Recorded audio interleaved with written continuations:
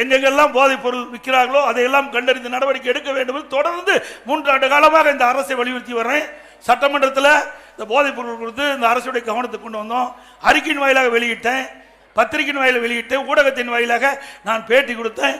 ஆனால் இந்த அரசு அதை கண்டுகொள்ளவில்லை. செவடங்காதில் சங்குதுன மாதிரி அதை கேட்டுக்கொள்ளாத காரணத்தினால் இன்றைக்கு தமிழகத்திலே கஞ்சா விற்பனை அமோகமாக நடைபெற்றுக் கொண்டிருக்கின்றது. பல்வேறு வடிவத்தில் இன்றைக்கு போதைப் பொருள் நடமாட்டம் அதிகரித்து இன்றைக்கு மாணவர்கள், இளைஞர்கள், பொதுமக்கள் இந்த போதைக்கு அடிமையாகி இன்றைக்கு பல்வேறு குற்றச்செயலில் ஈடுபடுகின்ற நிலை உருவாகியிருக்கிறது தமிழ்நாட்டில் என்பதை நேரத்தில் எண்ணி பார்க்க வேண்டும்.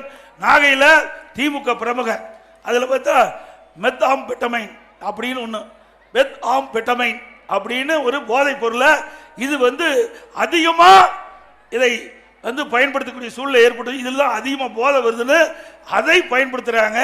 அதுக்கு திமுக பிரமுகர்கள் இன்றைக்கு விற்பனை செய்ததாக பல கோடி ரூபாய் மதிப்புள்ள இந்த போதைப் பொருள் கடத்தலிலே ஈடுபட்டிருப்பதாக இன்றைய தினம் பத்திரிகையில் வந்த செய்தி பல முறை இந்த அரசாங்கத்துடைய கவனத்திற்கு கொண்டு வரப்பட்டது.